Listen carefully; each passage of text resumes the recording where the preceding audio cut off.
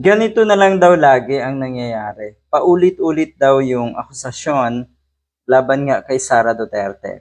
Pro-China, brat, loka-loka, ninakaw ang confidential funds, Mary Grace Piatos. Ang dami, no? Hindi lang po natatapos dyan yun. Marami pa yan.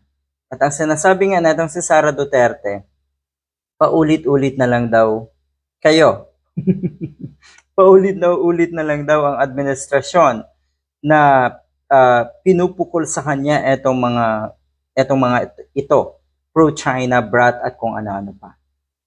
Sabi ng ilang netizens, lahat naman daw yan na nabanggit ay totoo patungkol sa'yo.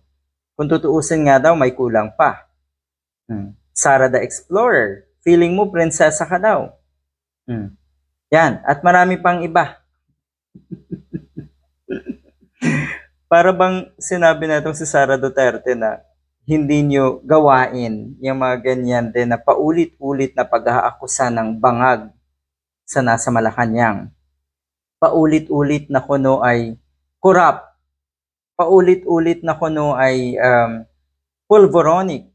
Paulit-ulit na kuno ay 'di ba, si Liza Marcos ang totoong presidente at kung ano-ano pa. Ganon din naman daw kayo. Ganon din naman kayo. Totoo naman, pro-China ka. Sayad kaya ang trolls bayaran din ng China. Totoo lahat daw ng akusasyon na ito laban sa iyo, Sara Duterte. Ang administrasyon that is led by Malacanang Palace and Makabayan, ang Akbayan, ang members of the Liberal Party, yung mga pink and yellow, meron yan silang narrative about Inday Sara. Ito daw ay narrative ng mga kakamping, Makabayan, Black, Liberal Party, Akbayan, at kahit nga daw ang Malacanang. At kung mapapansin nyo daw, paulit-ulit itong mga narrative na ito. Paulit-ulit. Paano kasing hindi magiging paulit-ulit sa rinig mo, ayan na talaga ang pagkakakilala ng sambayanan, ng taong bayan sa'yo, Sara Duterte.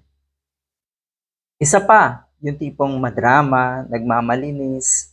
Ngayon, abala itong si Sara Duterte sa kanyang mga kuno ay proyekto, tree planting. At kung hanapan ng proyekto at nagawa ang gobyerno, ang ating gobyerno ay wagas. Talaga ba? Walang nagawa ang gobyerno? Kayo po, anong nagawa nyo? Anong nagawa mo rin nung ikaw ay DepEd Secretary? Di bali na sanang wala kang nagawa eh. Di bali na sanang wala kang ginagawa kahit Vice President ka pa ngayon.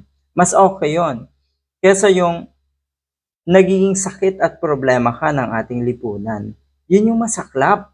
Wala ka nang ginagawa. Di ba? Dagdag problema ka pa ng ating bansa. Yan ang totoo. Ulitin ko na mas maigi pa, huwag ka nang kumilos.